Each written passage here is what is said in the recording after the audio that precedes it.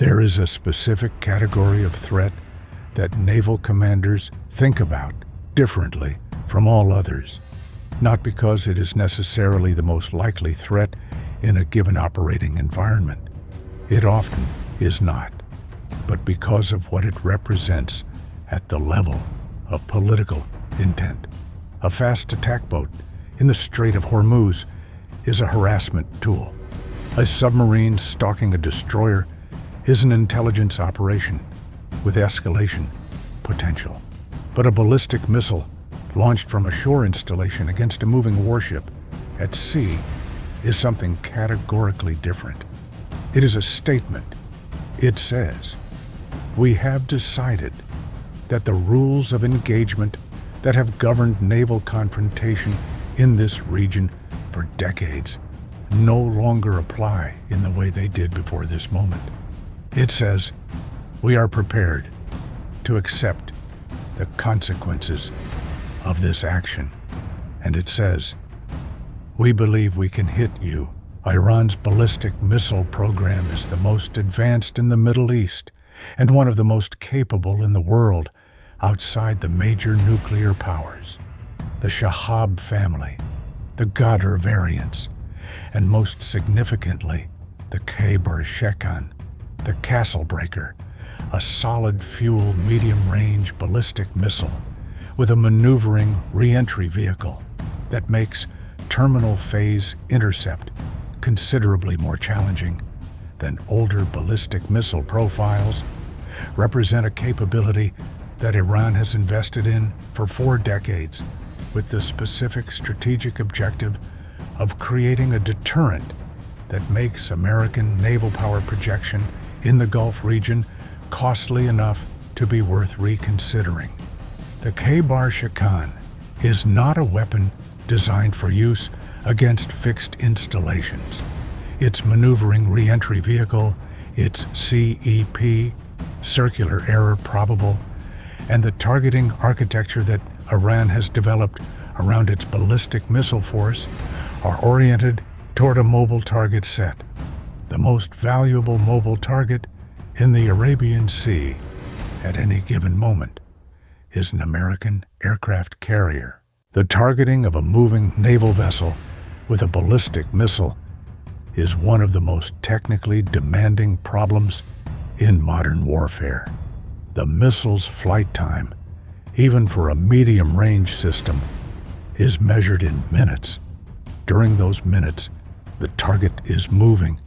The guidance system must account for that movement, must receive or calculate an updated terminal aim point during the re-entry phase, and must execute the maneuvering adjustments necessary to compensate for the difference between where the target was when the missile was launched and where it will be when the warhead arrives. This is not a solved problem, even for Iran, but it is a problem that Iran has been working on with systematic determination for years, with technical assistance from partners who have studied it even longer. On a Saturday, the time was 1644 local. The Arabian Sea in late afternoon was hazy, the sun dropping toward the western horizon and painting the sea surface in shades of copper and gray. A United States Navy carrier strike group was operating approximately 220 nautical miles south-southwest of the Pakistani coastline, conducting a presence patrol in international waters as part of the 5th Fleet's routine regional posture.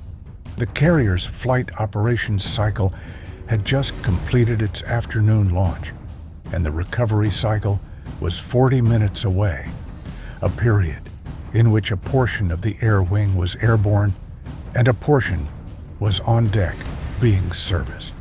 The strike group was in its standard cruising disposition, cruiser 12 miles ahead, destroyers on the flanks and astern.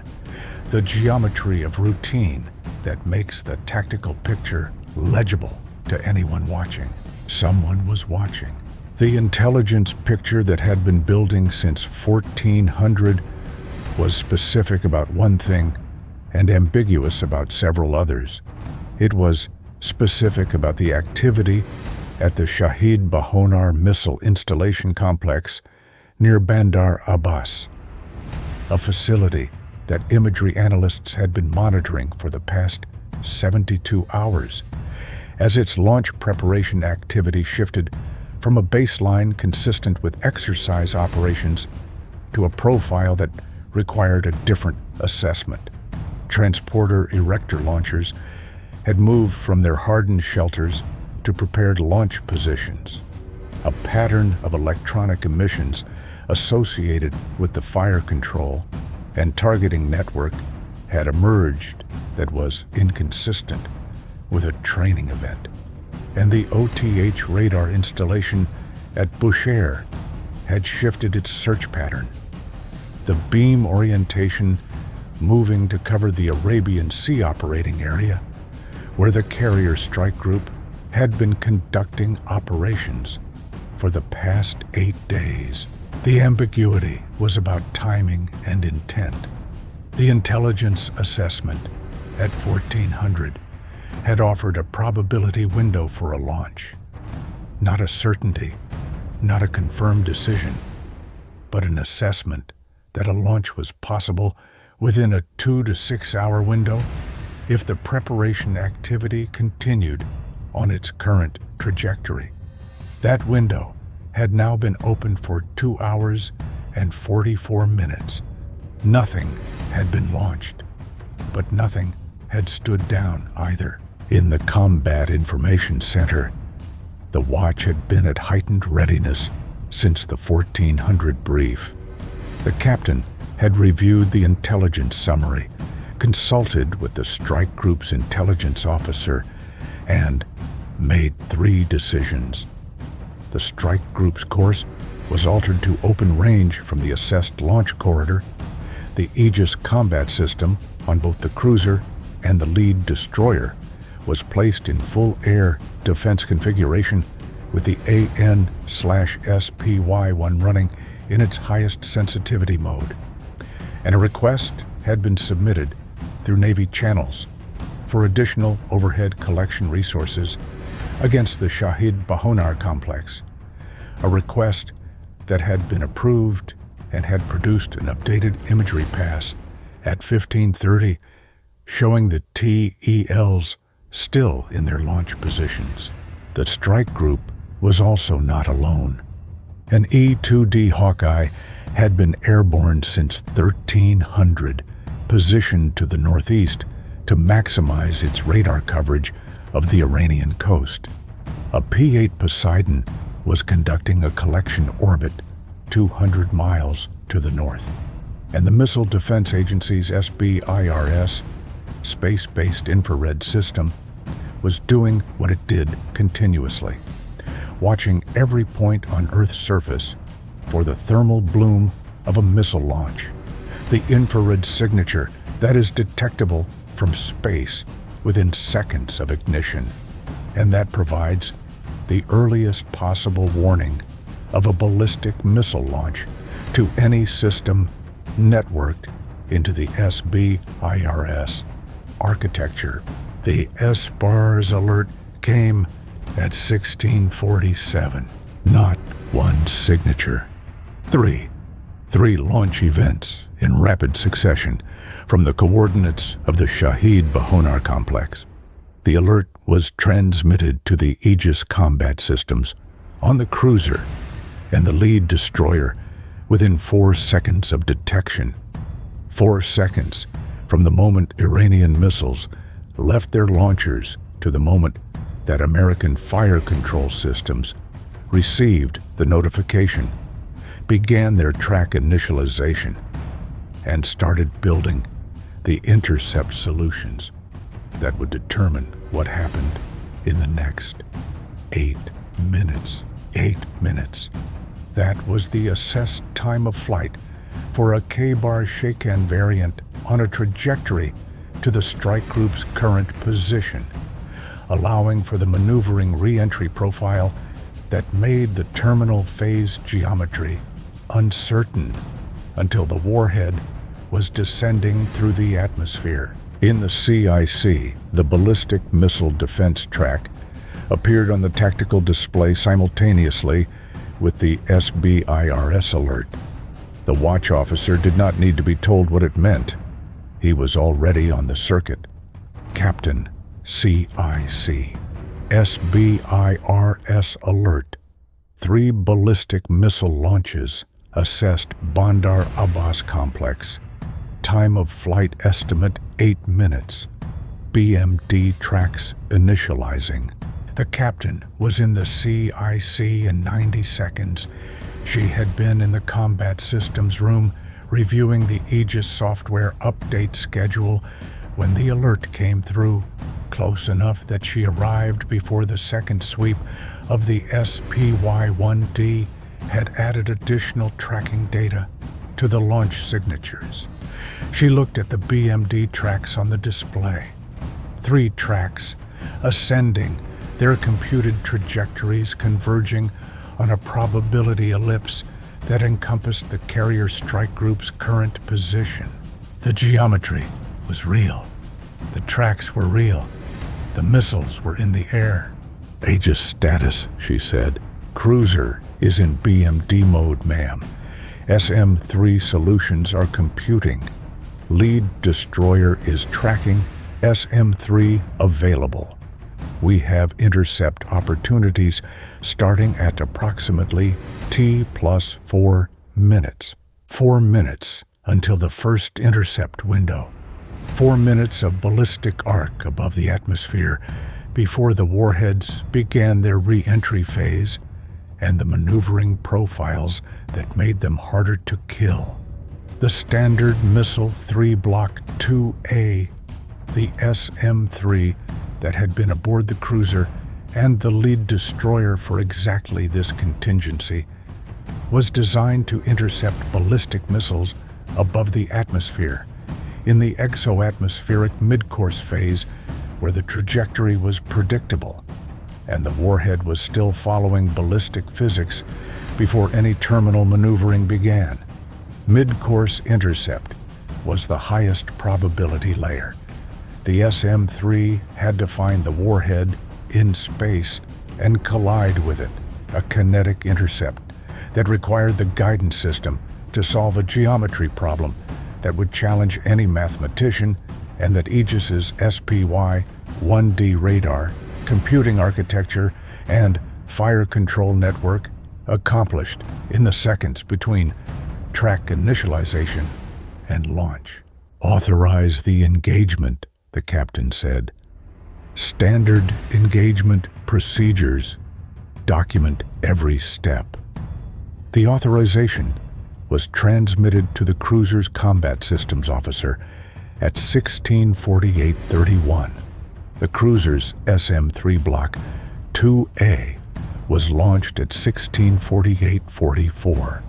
13 seconds from authorization to launch, the time required for the final fire control solution to be computed and the launch sequence to execute.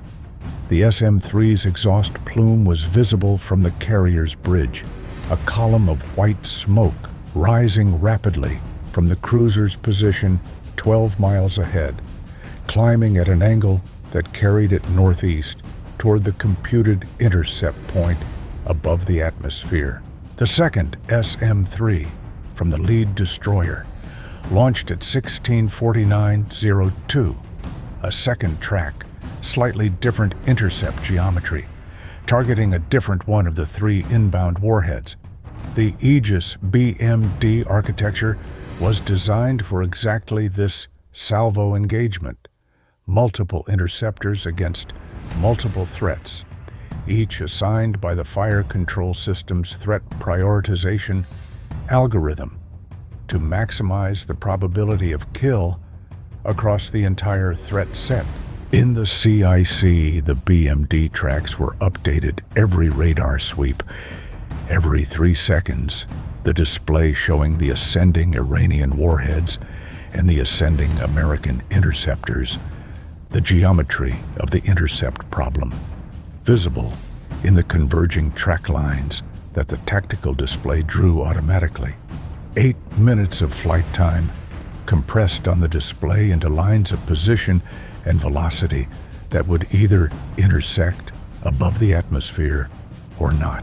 The first intercept occurred at 16:52:17 at approximately 120 kilometers altitude over the northern Arabian Sea. The first SM-3's kinetic kill vehicle, a small guided projectile released from the SM-3's third stage, collided with the first Iranian warhead at a closing speed of approximately 12 kilometers per second. The collision produced an expanding debris cloud that the SPY-1D tracked briefly as it dispersed. The track associated with the first inbound warhead disappeared from the display. First intercept confirmed. The second SM-3 intercepted its assigned warhead at 16:52:44, 27 seconds after the first intercept, at a different point above the atmosphere. The same physics produced the same result. Track 2 disappeared. Track 3 was the problem. The third inbound warhead had initiated its maneuvering re-entry sequence earlier than the computed model had predicted. Either a variant with a different re-entry profile than the assessment had assumed, or a crew that had modified the standard launch parameters to produce exactly this uncertainty. The third SM-3, tracking the warhead as it began its atmospheric re-entry, had computed a mid-course intercept solution that the warhead's early maneuver had degraded. The SM-3's guidance system updated.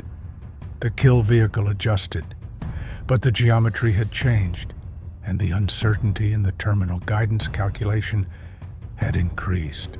The SM-3 missed. In the CIC, the miss was reported in the same precise language that every other event in the engagement had been reported.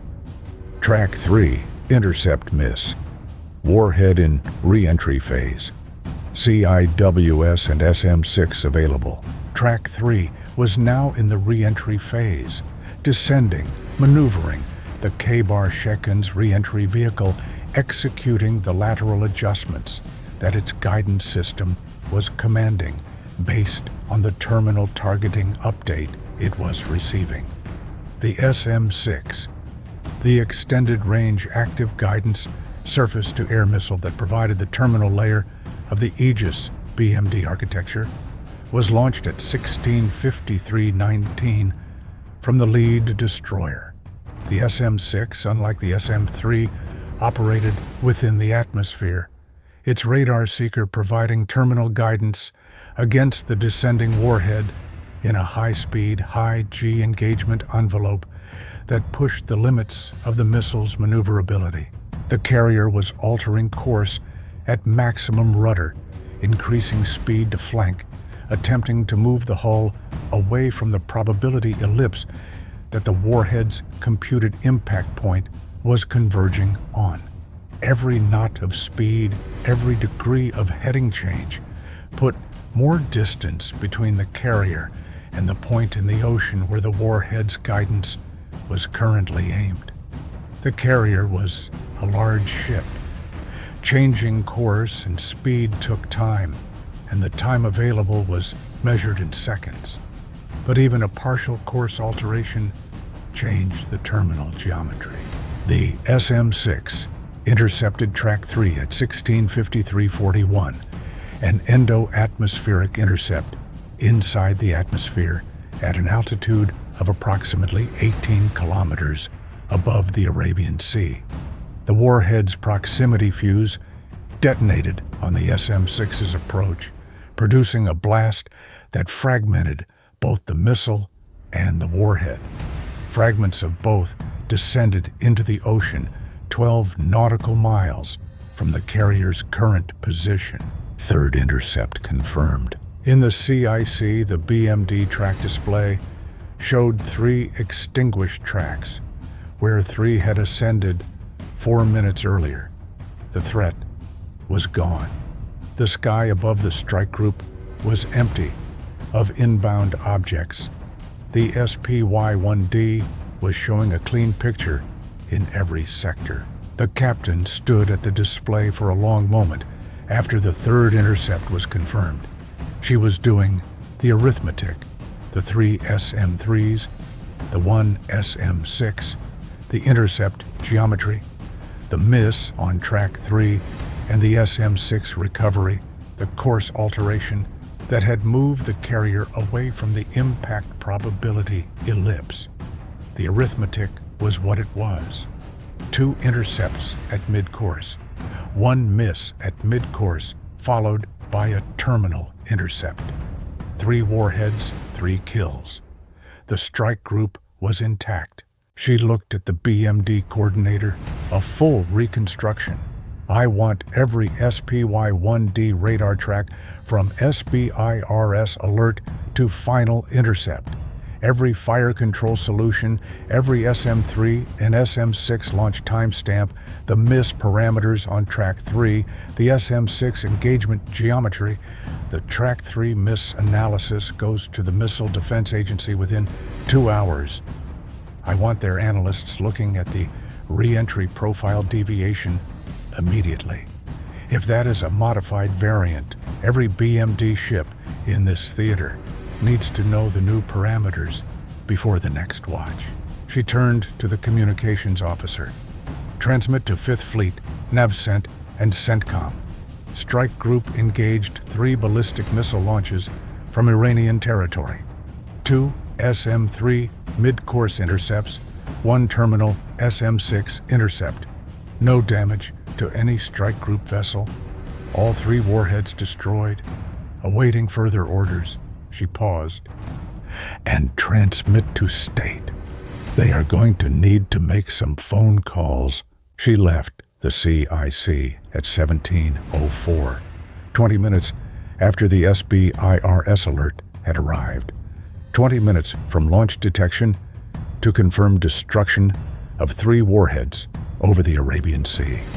20 minutes in which the machinery of American ballistic missile defense had operated exactly as it had been designed to operate.